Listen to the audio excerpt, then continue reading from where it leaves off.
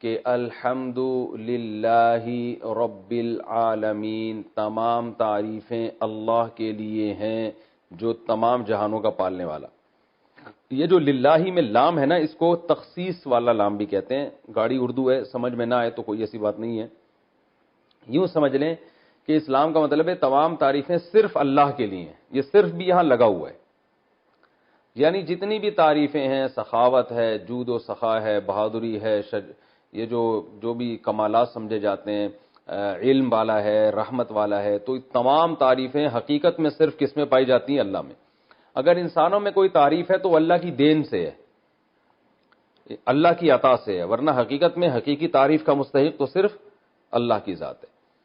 تو اللہ نے اپنا تعارف کروایا رب العالمین، تمام جہانوں کا پالنے والا، اس لیے کہ جب تک آپ کے سامنے کتاب کے مؤلف کا انٹروڈکشن نہیں ہوگا آپ کتاب کو ویلیو نہیں دو گے۔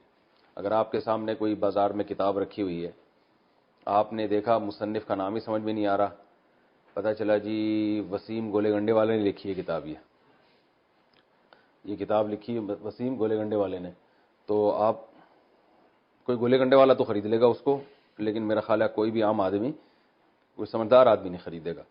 یار مجھے ذرا پانی تو پلاؤ، بہت سخت پیاس لگ رہی ہے۔ تو کوئی بھی پی سکتا ہے کہہ رہا ہوں، دیکھو پیاس لگ رہی ہے نا، تو کوئی بھی خرید سکتا ہے اس کتاب کو، لیکن سمجھدار آدمی نہیں خریدے گا۔ تو یہ مصنف سے پتہ چلتا ہے تو کہ تو یہ قرآن اللہ کی کتاب ہے، تو اس لیے اللہ نے اپنا تعارف کروایا۔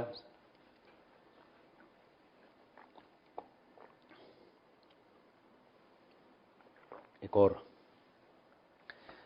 تو اللہ نے تعارف کروایا، یہ اس ذات کی کتاب ہے الحمد للہ، تمام تعریفیں اللہ کے لیے ہیں۔ اور یہ جو جتنے بھی جہان ہیں نا دنیا میں، کائنات ہے، ان سب کو نہ صرف بنانے والا ہے بلکہ پالنے والا ہے، سب کو چلا رہا ہے۔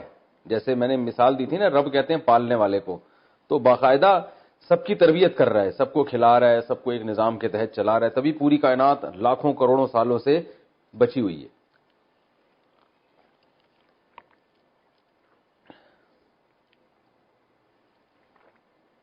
جزاک اللہ، الحمدللہ۔ تو پالن ہار، پالنے والا، تبھی قرآن میں دوسرے مقام پر آتا ہے یمسک السماوات والارض ان تزولا، کہ اللہ نے زمین اور آسمان کو تھاما ہوا ہے اللہ تعالیٰ۔ وَلَئِن زَالَتَا، اگر اللہ ان کو نہ تھامے نا اور یہ اپنی جگہ سے زائل ہو جائیں تو اللہ کے علاوہ کوئی دوبارہ ان کو اسی ٹریک پہ نہیں لا سکتا۔ تو یہ نظام عالم بننے میں بھی اللہ کا محتاج ہے اور برقرار رہنے میں بھی اللہ کا محتاج ہے۔ تو اتنی بڑی ذات ہے جس کی کتاب ہے آگے جو تم پڑھو گے۔ الحمدللہ رب العالمین، العالمین عالم کی جمع ہے، عالم کہتے ہیں جہان کو، بہت سارے جہان ہیں۔ اب اس میں علماء کی مختلف آراء ہیں، بھئی جہان اس اعتبار سے بھی ہیں کہ زمین ایک الگ دنیا ہے، آسمانوں کی ایک الگ دنیا ہے، پھر آسمان 7 ہیں، ہر 7 آسمان کی ایک الگ دنیا ہے، تو اس لحاظ سے اللہ نے بہت سارے جہان بتائے۔ اور بعض علماء کہتے ہیں اس لحاظ سے بہت سارے جہان ہیں کہ ایک جہان یہ دنیا کا ہے، ایک قبر کا ہوگا اور ایک آخرت کا ہوگا۔ یہ بھی تو الگ الگ جہاں ہے نا، ہم تو شفٹ ہوتے ہیں، ہماری روح یہاں سے مادی زندگی سے برزخ میں جائے گی، برزخ سے پھر آگے دوبارہ حشر میں، پھر جنت ہے یا جہنم ہے، تو یہ سارے مختلف جہاں ہیں۔ اور بعض علماء کہتے ہیں اس لحاظ سے یہ مختلف جہاں ہیں کہ جیسے ایک مادی زندگی ہے نا انسانوں کی ہے، ایک فرشتوں کی بھی زندگی ہے، ان کی بھی ایک الگ دنیا ہے، جنات کی بھی ایک الگ دنیا ہے۔ تو جنات کیوں ٹریس نہیں ہوتے، کیوں نظر نہیں آتے؟ اس لیے کہ وہ مادی چیز نہیں ہے، وہ ایک الگ ہی مخلوق ہے جو ہم اس کو دیکھ نہیں سکتے، آگ سے بنی ہوئی مخلوق ہے۔ اور یہ جو فرشتے ہیں یہ روشنی سے بنی ہوئی مخلوق ہے، تو یہ بالکل ایک الگ جہاں ہے۔ تو اس لیے انسان کی جو ریسرچ ہے نا، جو مادی ذرائع ہیں تحقیق کے، اس میں یہ آتا ہی نہیں ہے۔ تو یہ الگ الگ جہان اللہ نے بنائے ہیں۔ فرشتوں کی ہو سکتا ہے یہاں بہت سارے فرشتوں میں نظر نہیں آ رہے، یہاں ہزاروں جنات ہمیں نظر، اور شکر ہے کہ نظر نہیں آ رہے، کیونکہ ہمیں نظر آئیں تو پھر جنات کو ہم نظر نہیں آئیں گے، ہم یہاں سے شارٹ ہو جائیں گے، ٹھیک ہے نا۔ تو ہوتے ہیں جنات بھی گھوم رہے ہوتے ہیں دائیں بائیں، اور مجھے تو کئی دفعہ آپ کے بارے میں وہم ہوا۔ خیر، اچھا، تو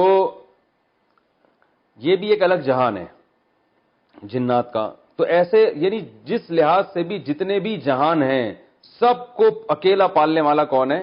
اللہ ہے. تو اللہ بتا رہے ہیں یہ تو ایک جہاں نہیں اور بھی بہت سارے جہاں ہیں, ایک الگ دنیا ہے, کہکشاؤں کی ایک الگ دنیا ہے. الرحمن الرحیم.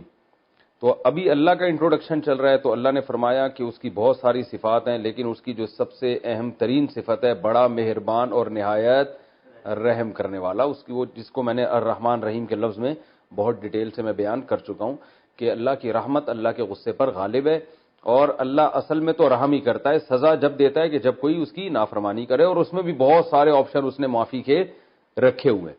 تو ایک بادشاہ ہوتا ہے نا, کچھ ظالم ہوتے ہیں, کچھ رحم دل ہوتے ہیں. تو رحم دل معاف زیادہ کرتے ہیں اور اپنے رعایا کو نوازتے زیادہ ہیں اور سزا کم دیتے ہیں, لیکن ظالم جو ہیں وہ لوگ ان سے ڈرتے رہتے ہیں. تو اللہ تعالیٰ جو ہے رحم دل ذات ہے, لہذا وہ اپنے بندوں پر عطائیں زیادہ کرتا ہے, اور اس جہاں کا بھی ہے اس جہاں کا بھی ہے. لیکن روز جزا کا مالک اس لیے اللہ نے بیان کیا کہ اس دنیا میں عارضی طور پر انسانوں کی بھی حکومت ہوتی ہے, لہذا انسان ایک دوسرے پہ ظلم کرتے ہیں اور اللہ یہ ظلم ہونے دیتا ہے, کیونکہ اللہ نے اختیارات دے دیے ہیں کہ تم چاہو تو سیدھے راستے پہ چلو, تم چاہو تو غلط راستے پہ چلو. اس قسم کے اختیارات اللہ نے ہمیں دے دیے. تو آخرت میں یہ اختیارات نہیں ہوں گے, اور آخرت میں ملکیت صرف اور صرف اللہ کی ہوگی. تو لہذا جو عقل مند لوگ ہیں وہ آخرت کو سامنے رکھ کر زندگی گزارتے ہیں. وہ کہتے ہیں اگر آج ہم نے اپنے اختیارات کا غلط اور ناجائز فائدہ اٹھایا تو کل ہمیں یہ بھگتنا پڑے گا, کیونکہ یہ اختیار ہم سے سلب ہو جائے گا, ہم سے چھین لیا جائے گا. تو اس لیے اللہ نے بتایا کہ مسلمان کا عقیدہ کیا ہے کہ اللہ دنیا کا بھی مالک ہے اور آخرت کا تو تنہا مالک ہوگا, اس میں تو عارضی طور پر بھی لوگوں کو اختیارات نہیں ہوں گے. یہ آخرت کا عقیدہ بہت ضروری ہے, اس کے بغیر اسلام پہ نہ کوئی چل سکتا ہے, نہ وہ مسلمان کہلا سکتا ہے. تو مالک یوم الدین کے بعد اللہ نے ہم سے ایگریمنٹ کروایا ایاک نعبد و ایاک نستعین, کیونکہ آگے اسلام پر چلنا اسی پر موقوف ہے. جب تک آپ ایک اللہ کی عبادت کے قائل نہیں, اسلام کہتا ہے آپ کی کوئی نیکی قبول ہے ہی نہیں. تو ہم سے یہ ایگریمنٹ کروایا گیا ایاک نعبد, اے اللہ ہم تیری ہی عبادت کرتے ہیں, و ایاک نستعین, اور صرف تجھی سے مدد طلب کرتے ہیں. عبادت کو سمجھنے کی بہت شدید ضرورت ہے. عبادت کہتے کسے ہیں؟ دیکھیں ہر چیز کے نا ایک لغوی معنی ہوا کرتے ہیں ڈکشنری میں, اور ایک ٹرم ہوتی ہے اصطلاح. تو عبادت قرآن و حدیث میں کبھی تو ایک جو ڈکشنری میں جو معنی ہوتے ہیں نا اس کے معنی میں استعمال ہوا, کبھی ایک اصطلاحی معنی میں. اصطلاح اور لغت میں کیا فرق ہے میں آسان زبان میں سمجھاتا ہوں. جیسے ہم کہتے ہیں کہ بھائی عربی میں لفظ ہے صلوات یا صلات. صلات عربی میں اصل میں دعا کو کہتے ہیں صلات.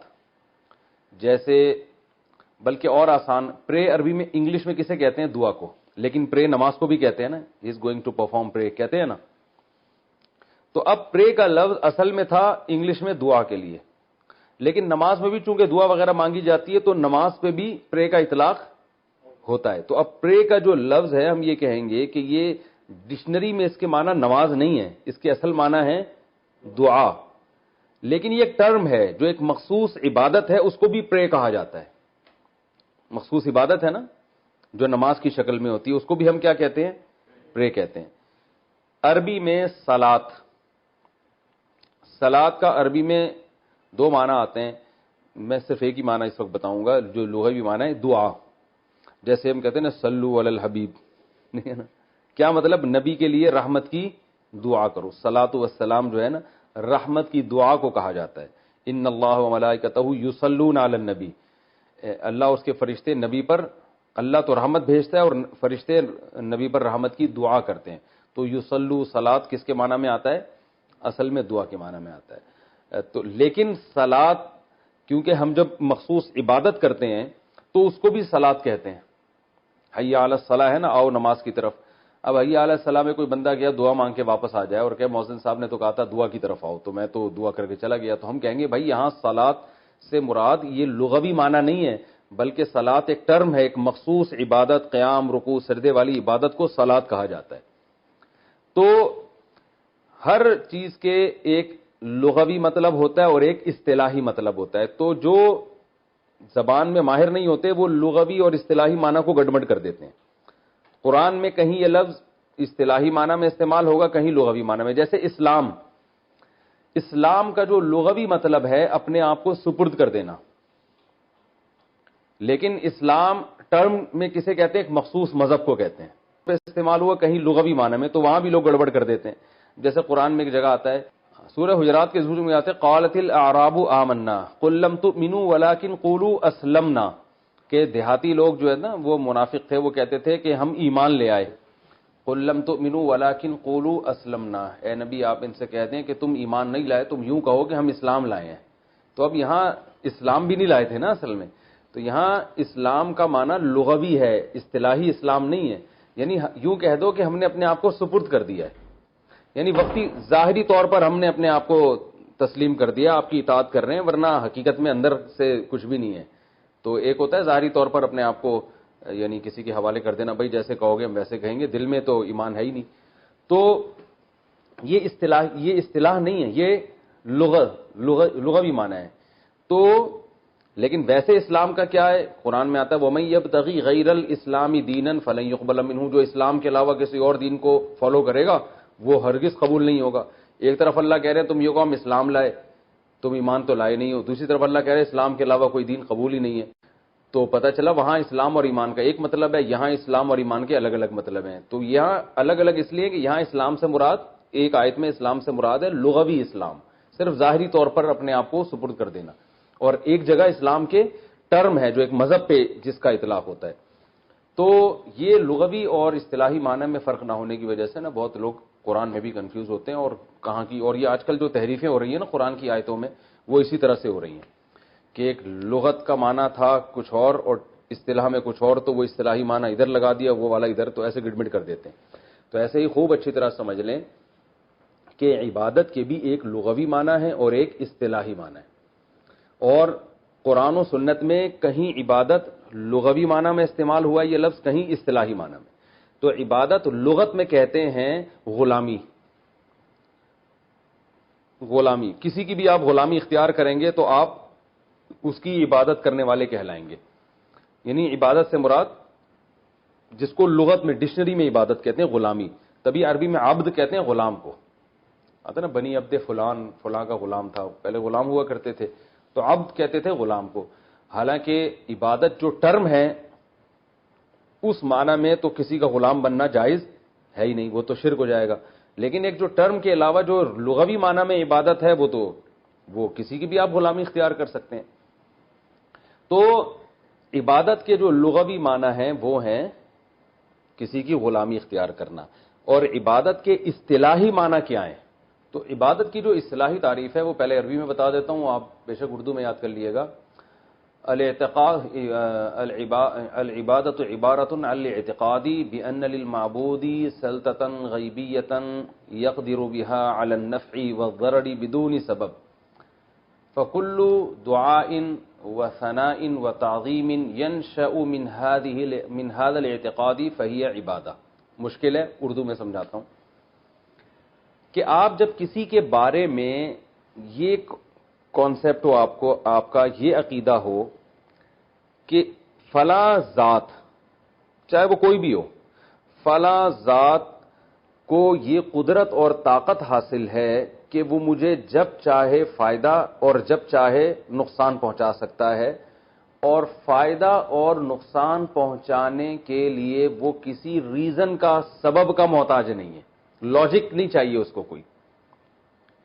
کسی کے پاس بھی ایسی قدرت ہے, تو جس کے بارے میں یہ نظریہ ہوگا کہ جس کو یہ قدرت حاصل ہے, تو اس کی زبان سے یا اپنے باڈی سے اس عقیدے کے ساتھ جو تعظیم ہوگی, یہ والی تعظیم عبادت کہلائے گی.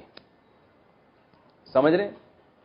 مثال کے طور پر آپ اپنے ابا کے سامنے دو زانوں بیٹھے ہوئے ہیں تمیز سے, یہ تعظیم ہے نا ابو کی.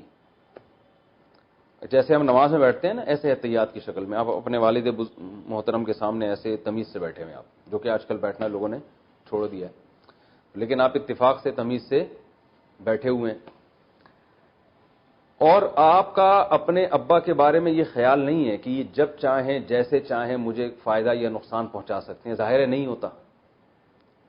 تو یہ تعظیم عبادت نہیں کہلائے گی. وہ جو اصطلاحی عبادت ہے جس کی وجہ سے شرک اور کفر کے فتوے لگتے ہیں. لیکن یہی ہم جب نماز میں اللہ کے سامنے ایسے ہی اتحیات میں ادب سے بیٹھتے ہیں تو یہی ہمارا عمل کیا کہلاتا ہے؟ عبادت. کہ ہم اللہ کی کیا کر رہے ہیں؟ عبادت. پھر جب زبان سے بھی ہم تعظیم کرتے ہیں, ہم زبان سے کہتے ہیں, جب دو زانوں بیٹھ کے ہم کیا کہتے ہیں؟ التحیات للہ والصلوات والطیبات کہتے ہیں نا. اب یہ زبان سے اللہ کی جو ہم تعریفیں کر رہے ہیں, یہی تعریفیں اگر ہم ابا کی زبان سے کرنا شروع کر دیں, ابا آپ بہت زبردست ہیں, ابا آپ بہت پیارے ہیں, ابا آپ نے بہت خدمت کی ہے, یعنی ہم لوگوں کا بڑا خیال رکھا ہے, تو یہ بھی تو تعریف ہے نا. لیکن یہ تعریف عبادت نہیں کہلائے گی. اس لیے نہیں کہلائے گی کہ یہ اس جذبے کے ساتھ نہیں ہے, اس میں اس طرح کی تعظیم نہیں ہے کہ آپ یہ سمجھ رہے ہو کہ یہ مجھے نفع اور نقصان پر قدرت سبب کے بغیر بھی رکھتے ہیں. یعنی نفع اور نقصان پر قدرت تو رکھتے ہیں, لیکن اتنی قدرت جتنی اسباب کے تحت ہو, کچھ کرنے میں کچھ کسی سبب کے محتاج ہیں یہ. اب ہندو جب بدھ کے سامنے جھکتا ہے نا, تو وہ یہ سوچ کے جھکتا ہے, چاہے وہ تھوڑی سی گردن بھی جھکائے, اس کا یہ خیال ہوتا ہے کہ یہ بت میرا فلاں کام بنا دے گا, حالانکہ کام بنانے کے اسباب اختیار نہیں کرے گا.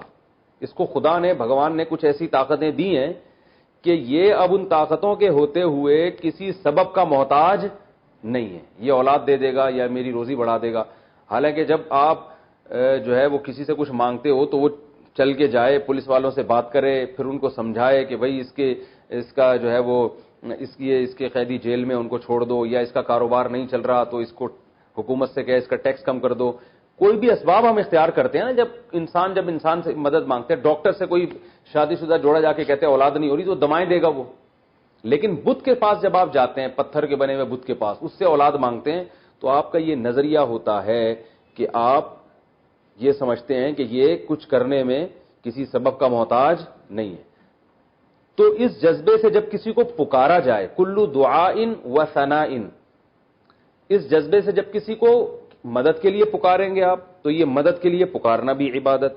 اس جذبے کے ساتھ جب آپ کسی کی زبان سے, اسلام میں یہ عمل اللہ کے علاوہ کسی اور کے ساتھ جائز نہیں ہے. سمجھ میں آ رہی ہے بات؟ تو یہ اصطلاح میں عبادت کا یہ مفہوم ہے. اب دیکھو, اگر کوئی رسول اللہ صلی اللہ علیہ وسلم کو مدد کے لیے پکارتا ہے کہ یا رسول اللہ آپ میری مدد کریں, تو وہ نبی کو جو پکار رہا ہے وہ اس نیت کے ساتھ کہ نبی میری مدد کریں گے بغیر کسی سبب کے. ظاہر ہے قبر میں سے اٹھ کے آنا اور کسی کے کام بنانا, یہ تو کوئی سائنٹیفک لاجک تو نہیں بنتی نا اس کی. تو اس لیے یہ پکار بھی عبادت ہے, اور اس کی بھی شریعت میں اجازت نہیں ہے. کسی پیغمبر کو بھی نہیں آپ پکار سکتے اس طریقے سے. تو یہ بھی کفر کہلائے گا, یہ عمل بھی کیا کہلائے گا؟ شرک کہلائے گا. بعض لوگ یہ کہتے ہیں کہ اللہ نے نبی کو اختیارات دیے ہیں, نبی ان اختیارات سے یہ کام کریں گے. تو قرآن میں جگہ جگہ اس کی نفی ہے کہ اللہ نے کسی کو اس قسم کے اختیارات نہیں دیے. کیونکہ جو مشرکین بتوں کو پکارتے تھے نا, وہ یہ کہتے تھے کہ جو اوپر جو بھگوان ہے یا جو خدا ہے یا جو اللہ ہے, اس نے ان بتوں کو اختیارات دیے ہوئے ہیں. تو قرآن نے یہی کہا ہے کہ تمہارے پاس کیا دلیل ہے کہ اللہ نے ان کو اختیارات دیے ہیں؟ تو پتھر کی بنی ہوئی چیزیں, ان کو تو نہ چل سکتے ہیں نہ ہاتھ سے کچھ پکڑ سکتے ہیں, تو کچھ بھی نہیں, کسی کو اللہ نے نہیں دی. اللہ نے اسباب سے ہٹ کے کام کرنے کا اختیار اللہ نے سارا اپنے پاس رکھا ہے. اس میں کسی پیغمبر کو, کسی فرشتے کو, کسی انسان کو شریک کیا ہی نہیں ہے. یہ سب کچھ اللہ کے ہاتھ میں. تو اس لیے اصطلاح والی عبادت وہ اللہ کے علاوہ کسی اور کی جائز نہیں ہے. ہاں ویسے ہم کہہ سکتے ہیں ہم نبی صلی اللہ علیہ وسلم کے غلام ہیں, اس لحاظ سے ہم سب عبد ہیں. اور عربی میں جو عورت ہوتی ہے وہ اس کو اماہ کہتے ہیں. اماہ کا مطلب جو باندھی ہو. جو عبد کا معنی غلام اور اماہ کا معنی باندھی. تو یہ انسانوں کے بھی ہوتے ہیں. تو غلام تو کوئی بھی, ہم اپنے والدین کے غلام ہیں, کہتے ہیں نا ہم بھائی ہم جو ہے نا اپنے اساتذہ کے غلام ہیں, ہم بزرگوں کے غلام ہیں. تو یہ غلامی عبادت نہیں ہے, کیونکہ اس میں جب آپ کسی کی تعظیم, اور یہ تعظیم بھی عبادت نہیں ہے. آپ کسی بزرگ کے سامنے سجدہ بھی کر لو اگر, تو اس عمل کو عبادت نہیں کہیں گے. ہاں گناہ ضرور کہیں گے کہ شریعت نے اتنی بڑی تعظیم سے منع کیا ہے. بھئی تعظیم کی بھی کچھ حدود ہے نا. تمیز سے بیٹھ گئے دو زانوں, چلو کبھی پاؤں چومنا بھی سمجھ میں آتا ہے, لیکن آپ اس کے سامنے سر رکھ کے سجدہ کرو تو یہ عمل شرک نہیں کہلائے گا, بلکہ یہ عمل ناجائز تعظیم. شرک اس سے نہیں کہلائے گا کہ آپ کا یہ عقیدہ تھوڑی ہے کہ آپ کی بگڑی بنا سکتا ہے. تو آپ جب اس کی تعظیم کر رہے ہو تو یہ تعظیم عبادت نہیں کہلائے گی, بس تعظیم برائے تعظیم کہلائے گی. اور اگر حدود سے تجاوز ہے اس تعظیم میں تو گناہ کہیں گے، شرک نہیں کہیں گے، اس کو گناہ کہیں گے. تو اسی وجہ سے کہ شریعت میں کسی اور کے سامنے سجدہ کرنے کی اجازت نہیں ہے. تو اس لیے علماء کہتے ہیں سجدے کی دو قسمیں ہیں، ایک وہ سجدہ جس سے انسان کافر ہو جاتا ہے، اور ایک وہ سجدہ جس سے کافر تو نہیں بلکہ گنہگار ہوتا ہے. تو جیسے قبروں کو یا بزرگوں کو کوئی اگر سجدہ کرتا ہے تو اگر عبادت کی نیت سے کرے گا تو کافر ہو جائے گا، صرف تعظیم کی نیت سے کرے گا تو کافر نہیں ہوگا. تو وہ فرق کیا ہے عبادت کی نیت اور تعظیم میں؟ بھائی عبادت میں یہ جذبہ ہوتا ہے کہ یہ جو ہے نا میری بگڑی بنا سکتا ہے، یہ اس کو اختیارات حاصل ہیں، یہ مجھے روزی دے سکتا ہے، مجھے اولاد دے سکتا ہے. اس جذبے کے ساتھ سجدہ کریں گے تو کافر ہو جائیں گے. اور اس جذبے سے کے بغیر ویسے ہی کسی کی عقیدت محبت میں آ کے آپ اس کے سامنے زمین پہ سر رکھ دیتے ہو تو یہ عمل گناہ کبیرہ تو ہے، مگر اس سے انسان کافر نہیں ہوتا، کیونکہ کافر ہوتا ہے غیر اللہ کی عبادت سے، اور یہ عمل عبادت نہیں. تو یہ عبادت خوب اچھی طرح سمجھ گئے نا عبادت کا مطلب کیا ہے. تو اب عبادت کے مختلف ارکان ہیں، مختلف اقسام ہیں کہ کون کون سی تعظیمیں ہیں جو لوگ کر رہے ہیں مختلف، وہ میں بتاتا ہوں. پہلے میں عبادت کا جو لغوی معنی ہے اس معنی میں بھی قرآن میں عبادت کا لفظ استعمال ہوا ہے.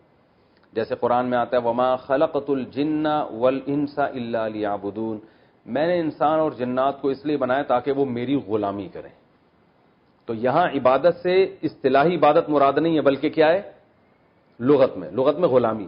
تو ہماری پیدائش کا بنیادی مقصد یہ تھا کہ جو اللہ کہے ہم اس پر عمل کریں. لہذا اللہ جب عبادت کا کہے گا تو ہم عبادت کریں گے، جب عبادت سے منع کرے گا تو ہم منع ہو جائیں گے. اب دیکھیں جب عبادت سے منع کرے گا تو ہم رک جائیں گے تو وہ عمل بھی عبادت کہلائے گا، حالانکہ ہم عبادت نہیں کر رہے. مثال کے طور پر اللہ نے سورج نکلتے ہوئے سجدہ کرنے سے منع کیا. سورج جب نکل رہا ہو تو ہم نماز نہیں پڑھ سکتے، تو نماز پڑھنے سے منع کیا نا. ہم جب نماز پڑھنے سے رک جاتے ہیں اللہ کے کہنے پر تو یہ عمل کیا ہے؟ ہم عبادت سے رک گئے مگر ہم یہ اللہ کی غلامی میں کر رہے ہیں، تو یہ عمل بھی عین عبادت ہے. تو اب یہ کیسے ہو سکتا ہے کہ ایک کام عبادت ہو بھی اور نہیں بھی ہو؟ تو بھائی عبادت اصطلاحی لحاظ سے تو یہ عبادت نہیں ہے. اصطلاح میں جس کو عبادت کہتے ہیں نا وہ عمل نہیں کر رہے، لیکن لغت میں جس کو عبادت کہتے ہیں غلامی وہ کر رہے ہیں، کیونکہ ہم اللہ کی غلامی میں سردے سے بچ رہے ہیں. نہیں آ رہی میرا خیال ہے بات سمجھ میں آ رہی ہے. بھائی اصطلاح میں عبادت تو نماز کو، روزے کو، زکوٰۃ کو کہیں گے نا، جو صرف اللہ کی جاتی ہے. اصطلاح میں عبادت کہتے ہیں نماز، سجدہ، روزہ، یہ سب جو چیزیں ہیں یہ عبادت کہلاتی ہیں. لیکن لغت میں عبادت غلامی کو، کسی کی بھی اطاعت. تو قرآن میں اللہ نے فرمایا کہ میں نے انسان و جنات کو پیدا کیے میری عبادت کریں. کیا مطلب؟ میری فرما برداری کریں. تو اس میں نماز بھی آتی ہے، ماں باپ کا کہنا ماننا بھی آتا ہے، اور جناب اس میں شادی بیاہ بھی آتا ہے، ٹھیک ہے نا، اس میں ولیمے کا کھانا بھی آ رہا ہے، اور اس میں اپنی صحت بنانا بھی آتا ہے، یہ بھی عبادت ہے. بھائی اللہ نے حکم دیا صحت بناؤ، تو اس میں حلال چیزیں کھانا بھی آتا ہے، اللہ نے کہا کہ حلال چیزیں کھاؤ. تو یہ سب چیزیں عبادت کے مفہوم میں داخل ہیں. وہ عبادت جس کو لغت میں عبادت کہتے ہیں. لیکن ٹرم جو عبادت کی ہے وہ صرف وہ کھانا کھانے کو عبادت نہیں کہیں گے آپ، بلکہ والدین کی خدمت کرنے کو بھی آپ عبادت نہیں کہہ سکتے، کیونکہ وہ ایک ٹرم ہے نا، ٹرم کہ کسی کی تعظیم، وہ تو صرف اللہ کی تعظیم ہوگی نا اس جذبے کے ساتھ. تو وہ عبادت نماز ہے، روزہ ہے، زکوٰۃ ہے، حج ہے، تسبیحات ہیں، اعتکاف ہے، اور یہ جہاد بھی اس میں داخل نہیں ہے اس عبادت میں. تو یہ فرق جو ہے خوب اچھی طرح سمجھ لینا.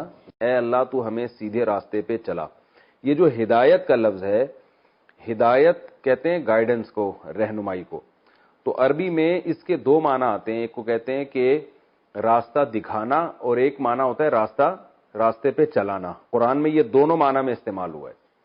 جیسے قرآن میں آتا ہے وَهَدَيْنَاهُ النَّجْدَيْنِ، سورہ بلد ہے 30ویں پارے میں، کہ ہم نے انسان کو دونوں راستے دکھائے، یعنی اچھا بھی اور برا بھی.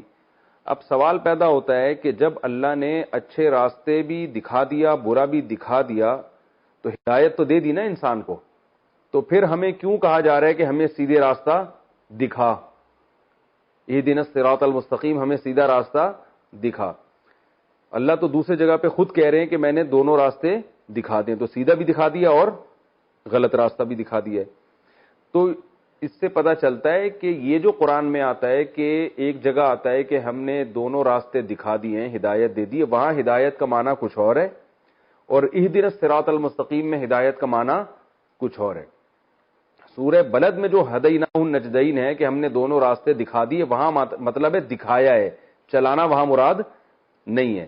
اور یہ جو آتا ہے اہدنا الصراط المستقیم، اے اللہ ہمیں سیدھے راستے پہ چلا، یہاں دکھانا نہیں ہے بلکہ کیا ہے؟ چلانا۔ دکھا تو اللہ نے سب کو دیا ہے، سب کو پتا ہے سیدھا کیا ہے، سیدھا راستہ کون سا ہے، غلط راستہ کون سا ہے۔ توحید کا راستہ، رسالت کا راستہ، اسلام کا راستہ وہ سیدھا ہے، برائی کا راستہ، جھوٹ کا راستہ، چوری کا راستہ اور بے حیائی کا راستہ وہ غلط ہے۔ تو اس لیے یہاں یہ نہیں کہا جا رہا کہ ہمیں سیدھا راستہ دکھا، بلکہ یہاں یہ کہا جا رہا ہے کہ ہمیں سیدھے راستے پہ چلا۔ تو یہ تو تمام مفسرین نے ترجمہ کیا ہے کہ ہدایت کے دو مطلب ہیں، ایک دکھانا اور ایک چلانا۔ تو یہاں مراد کیا ہے؟ چلانا، کیونکہ گائیڈنس اس کو بھی کہتے ہیں کہ آپ کو کوئی باقاعدہ اس راستے پہ پش کر دے، اس راستے پہ چلا دے۔ ہمارے حضرت مفتی رشید احمد صاحب ایک اور بات کیا کرتے تھے، وہ فرماتے تھے کہ جب آپ یہ دعا مانگے نا اہدنا الصراط المستقیم، اللہ سیدھے راستے پہ چلا، تو فرماتے تھے کہ ہم جیسے کمزور لوگوں کو یہ خطرہ ہے کہ اگر اللہ سیدھے راستے پہ چلا دے تو منزل پر پہنچنے سے پہلے ہم پھر ہٹ بھی سکتے ہیں۔ تو اس لیے یہ نیت کیا کریں کہ اللہ سیدھے راستے پہ چلا کے منزل تک پہنچا دے، یعنی نیت کرنے پہ تو کوئی پابندی نہیں ہے نا۔ تو اہدنا الصراط المستقیم جب دعا مانگیں تو یہ نیت ہونی چاہیے کہ اللہ تو ہمیں سیدھے راستے پہ چلا، اور اس وقت تک چلا جب تک ہم جنت پہنچ نہیں جاتے، منزل تک پہنچ نہیں جاتے۔ تو یہ ہے اہدنا الصراط المستقیم، تو ہمیں سیدھے راستے پہ چلا، صراط الذین دوسرے سے لگتے ہیں۔ تبھی آپ یہ دیکھیں کہ رسول اللہ صلی اللہ علیہ وسلم جب دنیا میں آئے تو اللہ تعالیٰ نے آپ صلی اللہ علیہ وسلم کو کیا فرمایا کہ ہم آپ کو یہ کتاب دے رہے ہیں، تو آپ کی ذمہ داری ہے، 28ویں پارے کی آیت ہے، یعلمہم الکتاب والحکمہ، نبی کی ذمہ داری ہے کہ یہ ان کو کتاب سکھائیں گے۔ تو صحابہ کرام کو قرآن سمجھنے کے لیے باقاعدہ ایک شخصیت بھی دی گئی ہے جن کو محمد صلی اللہ علیہ وسلم کہا جاتا ہے۔ حالانکہ وہ عربی زبان ہم سے زیادہ جانتے تھے، ان کو یہ گرامر پڑھنے کی ضرورت نہیں تھی، تو ان کو قرآن کے لیے نبی کی بالکل بھی ضرورت بظاہر نہیں تھی، لیکن اللہ نے بتایا کہ یہ قرآن کون ڈیفائن کرے گا؟ محمد صلی اللہ علیہ وسلم۔ تو ان کی شخصیت کو دیکھ کے اس قرآن کو فالو کرنا ہے تم نے، یا یوں بھی کہہ سکتے ہیں کہ اس قرآن کو سامنے رکھ کر اس شخصیت کو فالو کرنا ہے۔ اور آپ سوچیں کہ نبی نے صحابہ کو سکھایا، تو کیا یہ پاسبل ہے کہ جو بعد میں تابعین آئے وہ خود سے قرآن سمجھ لیں گے، وہ کسی شخصیت سے نہیں سیکھیں گے؟ یہ ممکن نہیں ہے نا، کیونکہ جب صحابہ براہ راست قرآن نہیں سمجھ پائیں گے بلکہ نبی ان کو سکھائیں گے، تو یہ کیسے ممکن ہے کہ تابعین صحابہ سے سمجھے بغیر خود سے سمجھنا شروع کر دیں گے؟ یہ بھی ممکن نہیں ہے۔ تو تابعین نے کس سے سیکھا؟ صحابہ سے، کیونکہ انعام یافتہ اس دور میں کون تھے؟ صحابہ تھے۔ تو تابعین نے اللہ سے صحابہ کا راستہ مانگا کہ ہمیں ان کے راستے پہ چلا، اور ان سے سیکھا انہوں نے۔ تبا تابعین نے کس سے سیکھا؟ تابعین سے۔ کسی نے بھی یہ نہیں کہا کہ میں کسی شخصیت کو نہیں مانتا، میں تو ڈائریکٹ قرآن پہ چلتا ہوں، جیسے آج کل بڑے بڑے پروفیسر آئے ہوئے کہ میں اسلام میں کوئی بھی شخصیت آئی ہے، کوئی سب ایک طرف، میں جو ہوں نا صرف کتاب کو فالو کرتا ہوں۔ تو یہ اس آیت میں اس کی بھی نفی ہو رہی ہے کہ ڈائریکٹ کتاب کو نہیں، لوگوں کو بھی فالو کرنا پڑے گا جو اس کتاب پہ پہلے سے چل رہے ہیں۔ تو ایسا نہیں ہو سکتا کہ لوگ دنیا سے سارے ختم ہو جائیں اور آپ ایک فنٹر اٹھ کے پیدا ہوئے ہیں اور کہہ رہے ہیں کہ میں کتاب پہ چلوں گا، باقی سارے تو غلط تھے۔ تو ایسا ہو نہیں سکتا۔ تو پھر تابعین نے تبع تابعین کو فالو کیا، کیونکہ جب صحابہ نبی کے بغیر نہیں سیکھ سکتے تھے اور تابعین صحابہ کے بغیر نہیں سیکھ سکتے تھے، تو آگے والے لوگ تابعین کے بغیر نہیں سیکھ سکتے تھے۔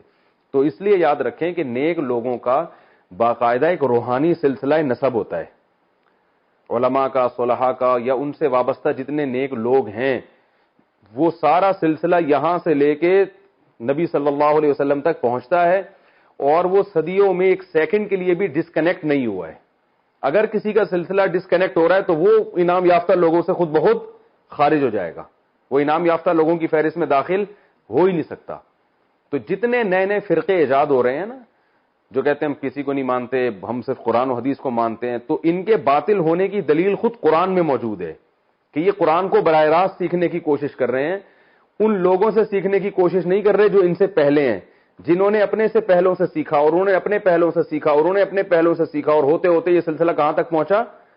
رسول اللہ صلی اللہ علیہ وسلم تک۔ تو نبی صلی اللہ علیہ وسلم کتاب بھی دے کے گئے ہیں، اور کتاب سکھانے والے رجال بھی دے کر گئے ہیں، افراد بھی دے کے گئے ہیں۔ جو افراد نبی دنیا سے جاتے ہوئے دے کر گئے ہمیں، ان میں عبداللہ بن مسعود ہیں، ان میں سب سے پہلے تو خلفائے راشدین ہیں، ان میں پھر امی عائشہ رضی اللہ تعالی عنہا اور معاذ بن جبل، حضرت ابو ہریرہ اور بڑے بڑے صحابہ، عبداللہ بن مسعود، معاذ، یہ سارے لوگ تھے کہ انہوں نے پھر آگے دین سکھایا ہے لوگوں کو، لوگوں نے ان سے سینہ بسینہ سیکھا ہے. پھر یہ لوگ آگے اپنے شاگردوں کو چھوڑ کر گئے ہیں، جیسے عبداللہ بن عباس کے مشہور شاگرد طاؤس ہیں، اکرمہ ہیں، اور بہت سارے شاگرد ہیں، حضرت مجاہد جو مشہور تابعی ہیں، عبداللہ بن مسعود کے سینکڑوں درجنوں شاگرد ہیں. تو وہ سارے شاگردوں کا سلسلہ، پھر ان کے شاگرد آپ کسی بھی عالم سے، چاہے وہ سعودی عرب میں ہو، چاہے وہ مصر میں ہو، چاہے وہ بر صغیر میں ہو، کوئی بھی ریلائبل عالم ہوگا نا، آپ اس سے پوچھیں گے کہ آپ نے علم کس سے سیکھا، تو وہ پورا اپنا سلسلہ نسب رسول اللہ صلی اللہ علیہ وسلم تک بتا سکتے ہیں. کوئی بھی ایسا نہیں ہے جو بتا نہ سکے. وہ الگ بات ہے زمانی ہر ایک کو یاد نہیں ہوتا، لیکن وہ تھوڑی تحقیق کریں گے تو یہ سلسلہ کہاں تک پہنچے گا؟ نبی صلی اللہ علیہ وسلم تک.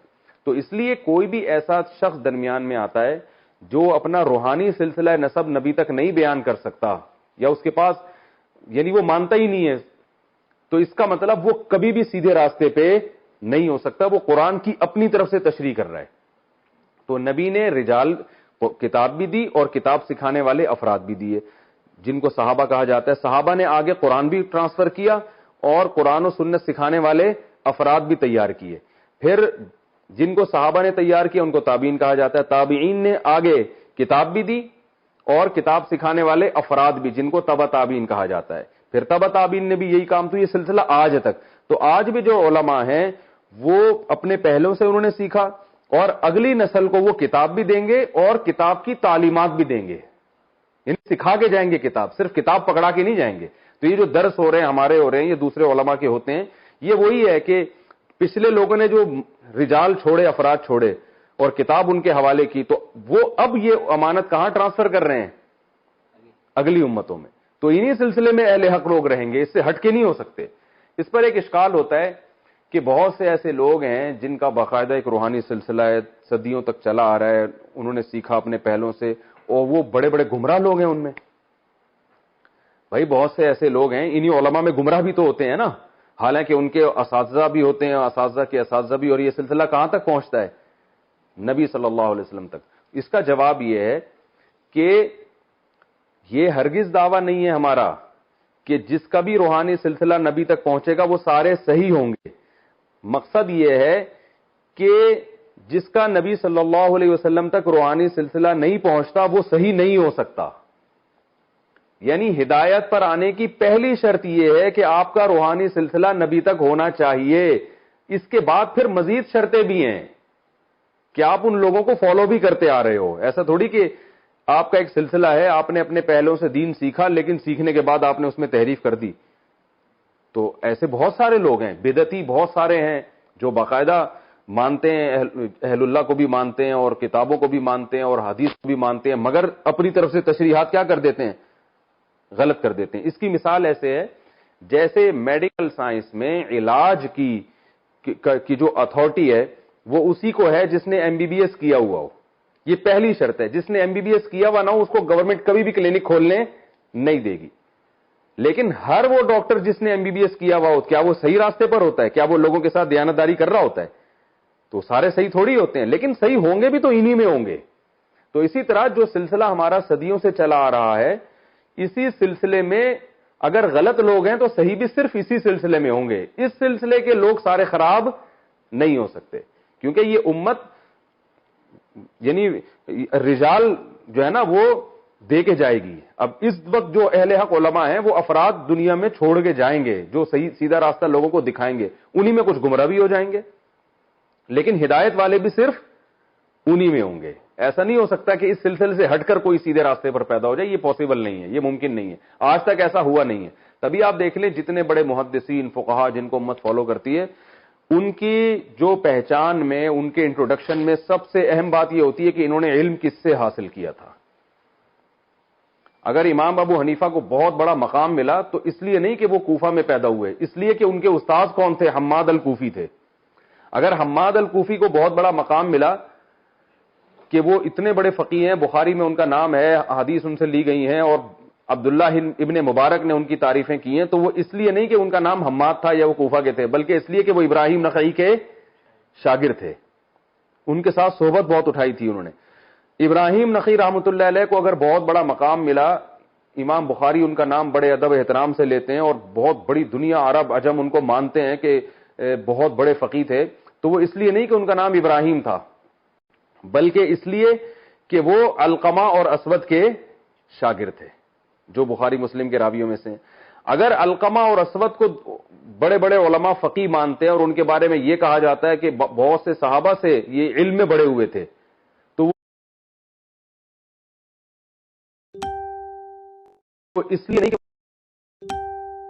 کا نام علقمہ تھا یا ان کا نام اسود تھا یا وہ اجمی تھے, بلکہ اس لیے کہ وہ عبداللہ بن مسعود کے شاگرد تھے. سمجھ رہے ہیں نا, ان کی صحبت اٹھائی تھی انہوں نے. عبداللہ بن مسعود رضی اللہ عنہ شاگرد تھا, بلکہ اس لیے کہ وہ علقمہ اور اسود کے شاگرد تھے, جو بخاری مسلم کے راویوں میں سے. اگر علقمہ اور اسود کو بڑے بڑے علماء فقیہ مانتے ہیں اور ان کے بارے میں یہ کہا جاتا ہے کہ بہت سے صحابہ سے یہ علم میں بڑے ہوئے تھے, تو وہ اس لیے نہیں کہ ان کا نام علقمہ تھا یا ایک کا نام اسود تھا یا وہ اجمی تھے, بلکہ اس لیے کہ وہ عبداللہ بن مسعود کے شاگرد تھے.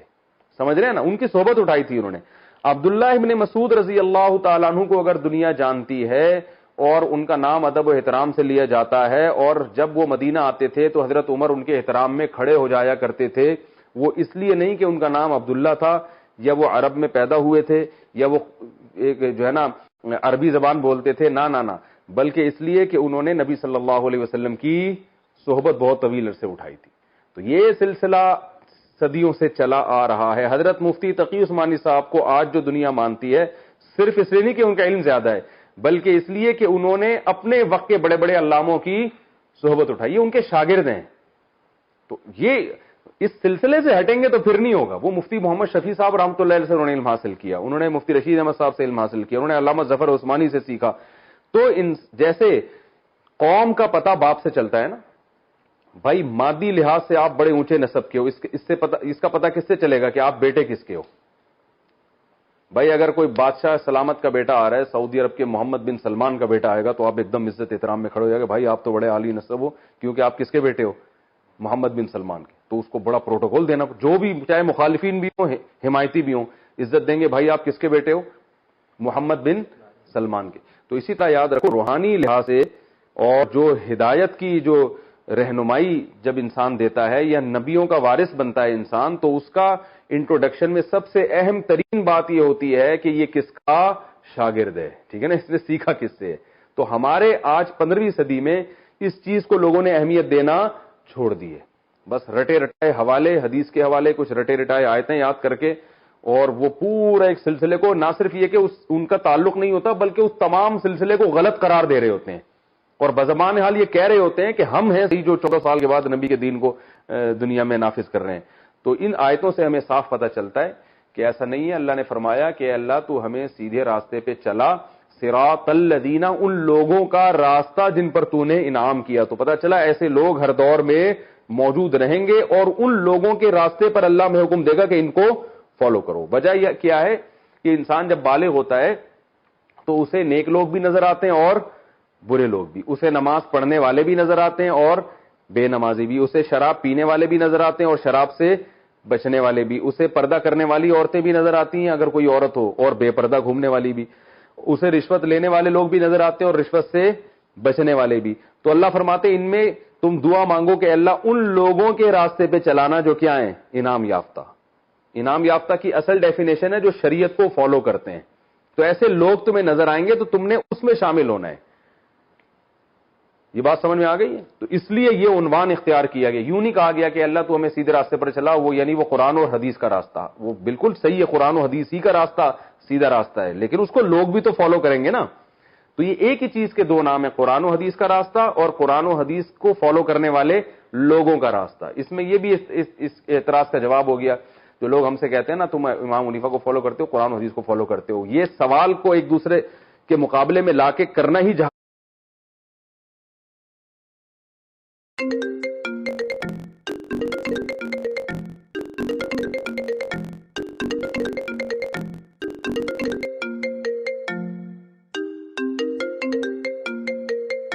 ایسا ہو گیا, تم علماء کو فالو کرو گے یا قرآن و سنت کو فالو کرو گے. تو یہ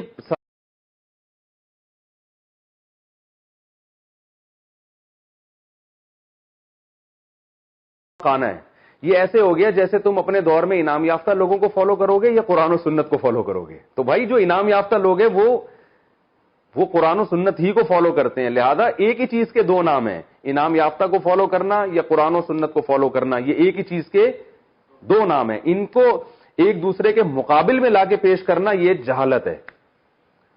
یہ ایسے ہی ہے جیسے ایک گاڑی حیدرآباد کی طرف جا رہی ہے اور آپ کو یقین ہے کہ یہ کہاں جا رہی ہے, حیدرآباد. آپ اس گاڑی کو فالو کرنا شروع کر دیا. اب کوئی آپ سے پوچھ رہا ہے کہ تم حیدرآباد کے راستے کو فالو کرو گے یا اس گاڑی کو فالو کرو گے, تو آپ کہو گے بھائی جب یہ گاڑی ادھر ہی جا رہی ہے تو آپ یوں کہیں کہ میں اس گاڑی کو فالو کر رہا ہوں یا یوں کہیں کہ میں حیدرآباد کو فالو کر رہا ہوں. یہ ایک ہی چیز کے دو نام ہیں. تو انعام یافتہ لوگوں کا جو راستہ ہے, جو علماء صلحاء کا راستہ ہے, جن علماء صلحاء کا برحق ہونا ثابت ہو جائے, ان کے راستے کو فالو کرنا قرآن و سنت ہی کو فالو کرنا ہے. تو اللہ نے ان لوگوں کا ذکر اس لیے کیا, ایک تو اس نظریے کی نفی کے لیے کہ جو لوگ خود سے سمجھتے ہیں نا کہ ہم قرآن و سنت میں کسی کی رہنمائی نہیں چاہیے, ہم خود سے جو سمجھیں گے ہماری سمجھ میں آئے گا, سارے فقہا محدثین کو وہ ایک طرف رکھ دیتے ہیں. آج کل جو آ رہے ہیں آپ کو اس طرح کے نئے نئے لوگ پیدا ہو رہے ہیں, وہ کسی کی تحقیق کو نہیں مانتے, کہہ رہے ہیں میری اپنی تحقیق ہے. تو یہ اس نظریے پر رد ہے اس میں. اور دوسرا اس میں یہ اللہ نے انسانی فطرت کی رعایت کی ہے کہ انسان جو ہے نا وہ انسانوں کو دیکھ کے فالو ہوتا ہے, تبھی فالو کرتا ہے. تبھی آپ دیکھیں کتابیں لکھنے سے لوگ باطل لوگ اتنے پریشان نہیں ہوتے. ڈاکٹر ذاکر نائک سے جب میری ملاقات ہوئی تو انہوں نے ایک بات کہی کہ جو انڈیا میں ان کے پروگرام ہو رہے تھے ڈاکٹر صاحب کے, اس میں بہت سارے غیر مسلم کیمرے کی سامنے مسلمان ہو رہے تھے نا. تو انہوں نے کہا مجھے بہت لوگوں نے یہ کہا, جو حکومت انڈیا کی طرف سے, جو وہاں سے مجھے یہ میسج آیا, حکومت کی طرف سے براہ راست تو نہیں, یعنی وہاں کے لوگ جو حکومت کے مزاج کو سمجھتے تھے, انہوں نے کہا کہ آپ اسلام کی بھرپور طریقے سے تبلیغ کریں, آپ دلائل دیں, لیکن یہ جو لوگ کنورٹ ہو رہے ہیں نا, مسلمان ہو رہے ہیں, ان کو کیمرے کی اسکرین پہ نہ لے کر آئیں, یہ چھپڑ میں ہو جائیں, سائڈ پہ ہو جائیں, ان کو بولے ذرا چھاؤں میں آؤ. وہاں انہوں نے نہیں بولا, یہ میں خود بول رہا ہوں, ٹھیک ہے نا, ڈاکٹر صاحب نے تھوڑی بولا, ان کو بولا ذرا چھاؤں میں آؤ.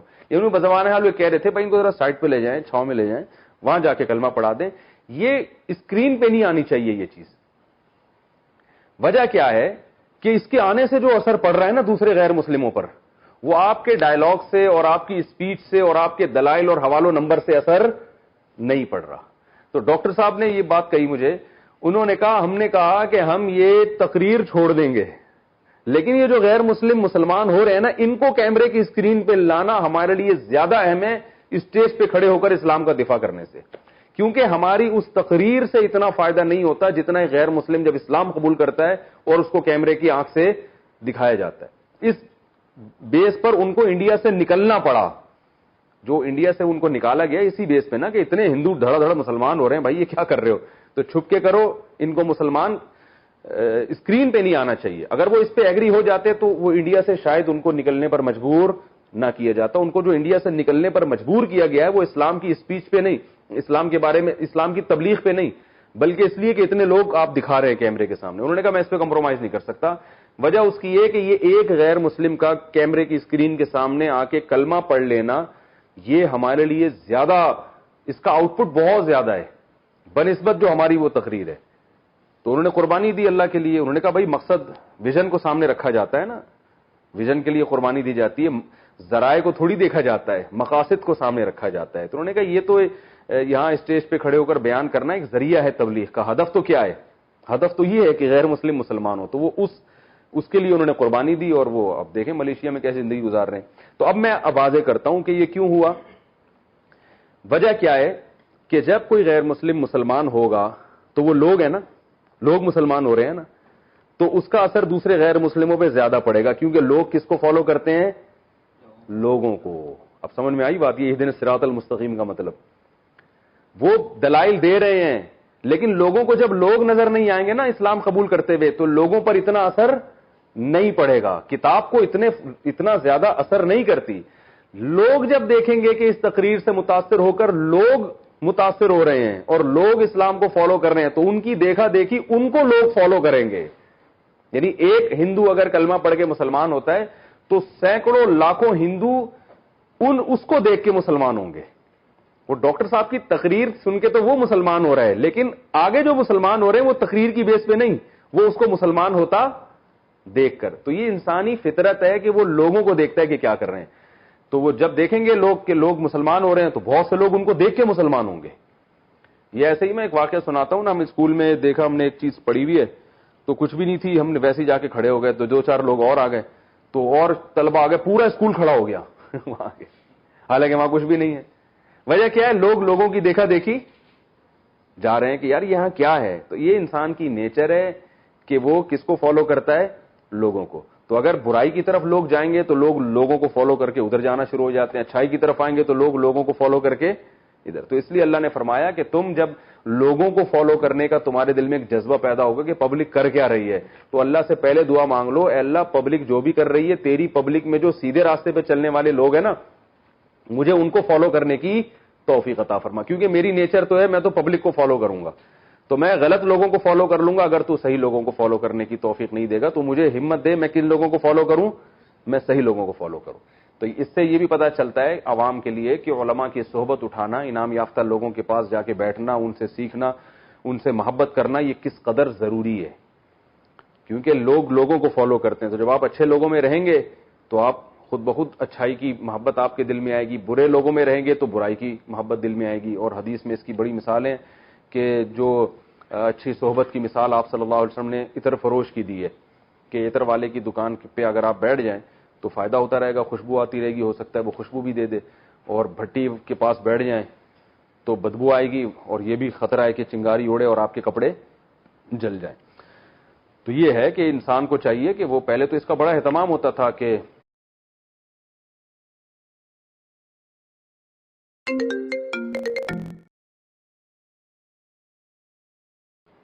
جو ہے نا وہ لوگ کسی اللہ والے سے تعلق قائم کریں, اس کے صحبت میں جا کے بیٹھا کریں, اس سے سیکھیں, اس سے ہدایت میں. اب ہر آدمی آزاد ہوتا چلا جا رہا ہے, کوئی کسی کی سننے کے لیے تیار نہیں ہے. بدکلامی, بدتمیزی, بزرگوں پہ تہمتیں, ان کی باتوں کو کاٹ چھانٹ کے نکال ان کو گستاخ قرار دینا, بس یہ چل رہا ہے. اس سے کوئی روحانیت نہیں آتی, کوئی سیدھا راستہ نہیں ملتا, چند ایک مسائل میں انسان مائل ہو جاتا ہے. تو رفع الیدین کے امام کے پیچھے فاتحہ کے اور 2-4 اور 8-10 مسائل ہیں, ان میں ماسٹر ہو جائے گا, باقی اسلام کی روح حاصل نہیں ہوتی. تو آگے چلتے ہیں ہم. اہدنا الصراط, یہ کیونکہ بہت اہم ٹاپک تھا اور اللہ نے سورہ فاتحہ میں ہمیں پہلے سے بتایا ہے کہ ہدایت تمہیں کیسے ملے گی. کیونکہ ہم آگے جو قرآن پڑھیں گے ہدایت حاصل کرنے کے لیے نا, تو اللہ نے بتا دیا کہ قرآن بھی اور ساتھ ساتھ قرآن سمجھنے والے رجال جو لوگ ہیں, دونوں کو ساتھ لے کے چلو گے تو بات بنے گی. یہ سفر ایسے طے اخپل طریقے سے طے نہیں ہوگا یہ سفر, ٹھیک ہے نا. تو اہدنا الصراط المستقیم صراط الذین انعمت علیہم, اے اللہ ان لوگوں کا راستہ جن پر تو نے انعام کیا. تو انعام یافتہ لوگوں کا راستہ وہی ہے جو قرآن و سنت کو فالو کرتے ہیں اور سیدھے راستے پہ چلتے ہیں. اور قرآن میں ایک اور جگہ اس کو بیان کیا اللہ تعالیٰ نے کہ من النبیین والصدیقین والشہداء والصالحین. فرمائے انعام یافتہ لوگ یہ ہیں, پیغمبر, صدیقین یعنی سچے لوگ, اس کی میں ابھی تفصیل بیان کرتا ہوں, شہداء اور صالحین عام نیک مسلمان. تو یہ جس حساب سے انعام یافتہ لوگوں کے درجات ہیں اللہ نے اسی حساب سے بیان کیا. سب سے پہلے پیغمبر, تو پیغمبروں کے راستے کو ہمیں فالو کرنا ہے. دوسرے نمبر پہ صدیقین. صدیق کہتے ہیں عربی میں, صادق کہتے ہیں سچ بولنے والا. صادق کسے کہتے ہیں؟ سچ. پاکستان کے آئین میں لکھا تھا نا کہ جو ملک کا صدر یا وزیر اعظم وہ صادق اور امین ہوگا, تو بجائے اس کو کہ ہم صدر کو صادق اور امین کو تلاش کرتے, ہم نے صادق اور امین کی شرط کیا کر دی, نکال دی. وہ نادرہ کے آفس میں وہ 50-50 پہلے آیا کرتا تھا, اس میں وہ میں نے بتایا تھا نا واقعہ, ایک خاتون آئی, اس نے کہا کہ آفیسر سے آ کے کہ آپ نے شناختی کارڈ میں مجھے بیوہ لکھ دیا ہے, میرے تو میاں زندہ ہے, میں ان کو ساتھ لے کے آئی ہوں, تو اس کو صحیح کریں آپ. اس نے کہا اچھا ٹھیک ہے, بندوق اٹھا کے میاں کو گولی مار دی. تو وہ شرط کیا کر دی, صادق امین والی شرط کیا کر دی, اسی کو ڈاکومنٹ سے نکال دیا.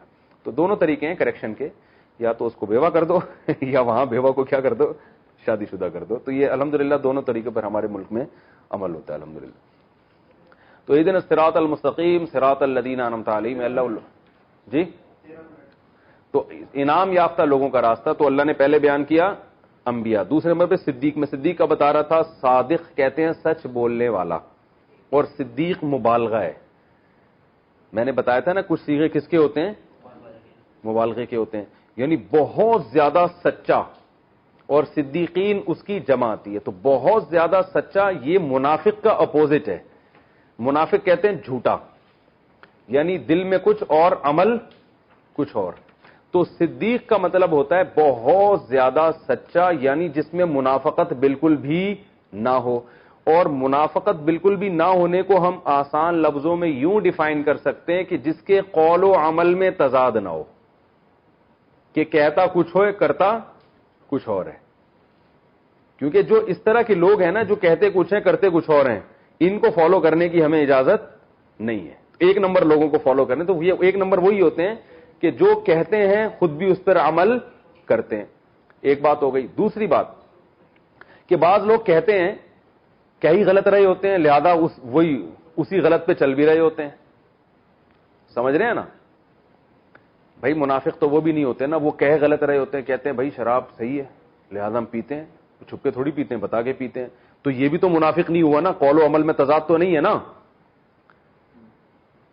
تو یاد رکھیں اس سے وہ قول مراد ہے کہ قول بھی صحیح ہو.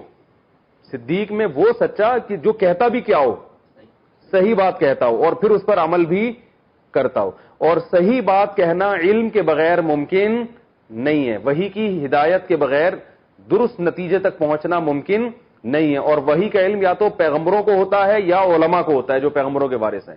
اس لیے علماء نے لکھا ہے کہ صدیق کا مفہوم یہ ہے وہ علماء جن کا عمل ان کے علم کے مطابق.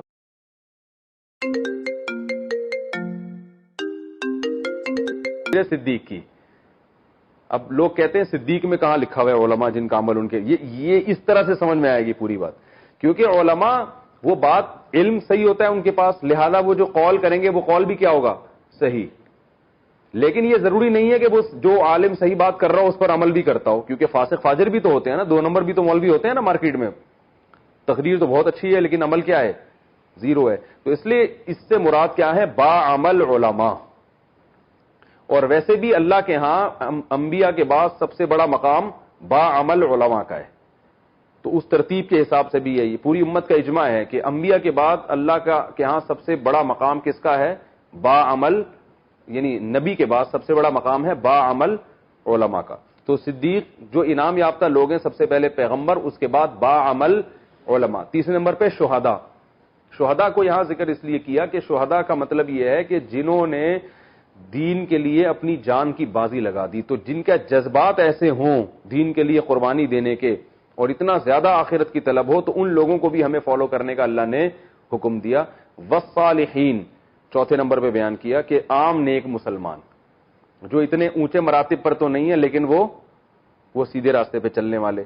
تو یہ 4 طرح کے لوگ ہیں جو اللہ نے فرمائے انعام یافتہ ہیں. تو ان کا خلاصہ یہی ہے کہ جو بھی شریعت کو فالو کر رہا ہے، جو جتنا زیادہ فالو کر رہا ہے اس کو اتنا زیادہ ہمیں فالو کرنے کا حکم ہے.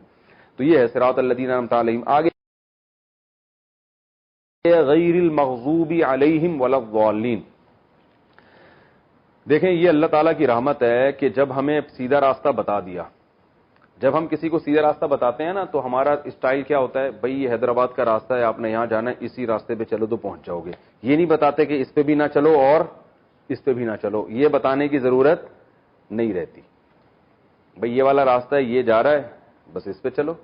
لیکن اگر کوئی بتانے والا بہت ہی مشفق ہو، اس کو یہ خطرہ ہو کہ پتہ نہیں یہ غلطی سے اس کے ذہن میں شیطان بعد میں یہ ڈال سکتا ہے کہ یہ والا راستہ تو ہے، ہو سکتا ہے یہ والا بھی ہو اور یہ والا بھی، تو وہ ساتھ میں یہ بھی بتائے گا کہ اس راستے پہ تو چلنا ہے، اس پہ بھی نہیں چلنا اور اس پہ بھی نہیں چلنا. جیسے ہم بتا رہے ہوتے ہیں نا، یار تم ہائی وے پہ جاؤ گے نا تو جو ہے وہ ایک مجھے کینسر جھیل جانا تھا بچوں کو لے کے، تو گوگل میپ پہ میں نے دیکھا، ہم چلے گئے ہائی وے سے، وہ آئی نہیں رہی وہ کینسر جھیل، پتہ نہیں کدھر نکل گئے.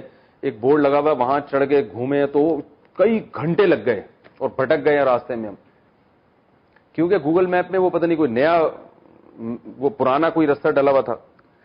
تو جو میں نے پھر کسی سے پوچھا راستہ وہاں پہ، تو انہوں نے کہا دیکھیں یہاں سے جب آپ آگے جائیں گے نا تو 2 راستے آئیں گے، دونوں کینسر جھیل کو جاتے ہیں. یعنی لگے گا آپ کو ایسے کہ یہ بھی جائے گا اور وہ بھی جائے گا، لیکن اس پہ جانا ہے، اس پہ نہیں جانا ورنہ اور لمبا پڑ جائے گا راستہ.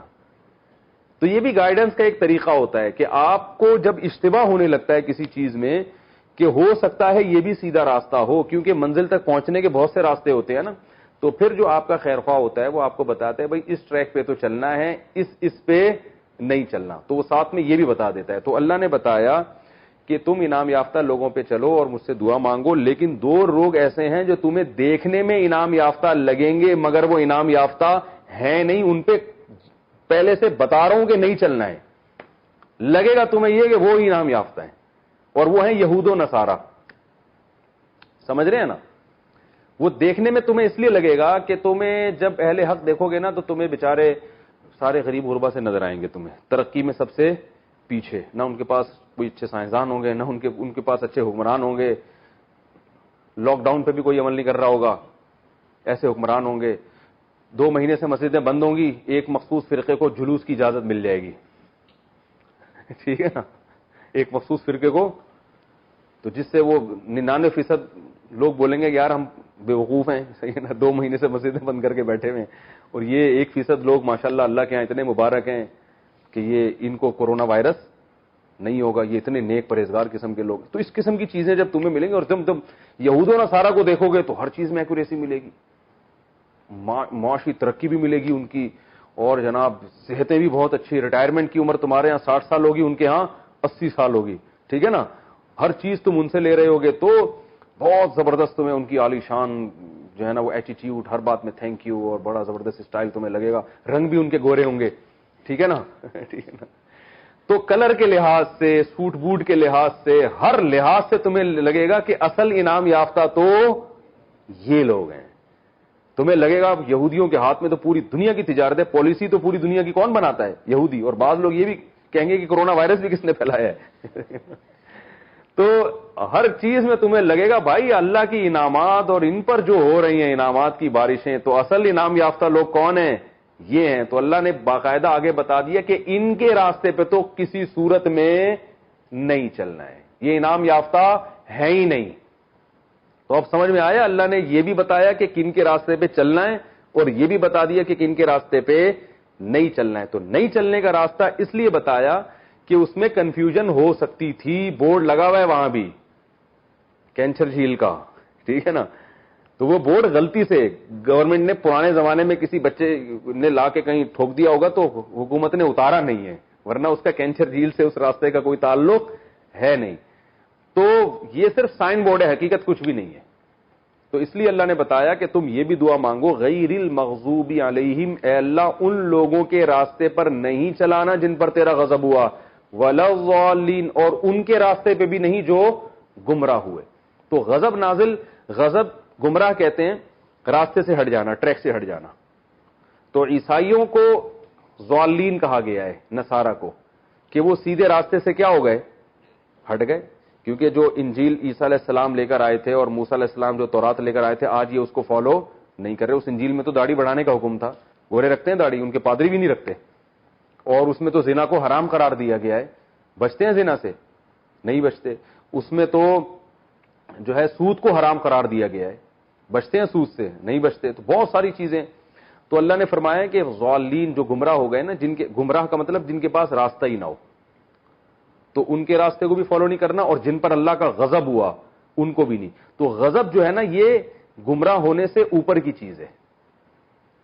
اس لیے علماء نے اس کی تفسیر بیان کی ہے کہ غضب سے وہ لوگ مراد ہے جن کو سیدھا راستہ معلوم ہو پھر بھی اس پہ نہ چل رہے ہوں, یہ بڑے مجرم ہیں. تو یہودی بھی جو ہے نا, ان کو سیدھا راستہ عیسائیوں سے زیادہ معلوم ہے, کیونکہ آج تورات میں تحریف کم ہوئی ہے, انجیل میں زیادہ. تو ان کے پاس سیدھا راستہ جو ہے اور اسلام کے برحق ہونے کے دلائل, وہ عیسائیوں کے پاس جتنے دلائل ہیں نا اس سے زیادہ کس کے پاس ہیں؟ یہودیوں کے. تبھی آپ دیکھیں یہودی اپنی شریعت کو آج بھی بہت سی چیزوں میں فالو کرتے ہیں, اس لیے کہ ان کے پاس شریعت محفوظ ہے. عیسائیوں کے پاس تو کچھ بچا ہی نہیں ہے بیچاروں کے پاس. تو یہودی آج بھی ذبح کر کے کھاتے ہیں, کیونکہ ان کے پاس تورات کی وہ آیتیں موجود ہیں. داڑیاں بھی رکھتے ہیں, تورات کی آیتیں موجود ہیں ان کے پاس, تورات میں لکھا ہوا ہے کہ داڑھی بڑھاؤ.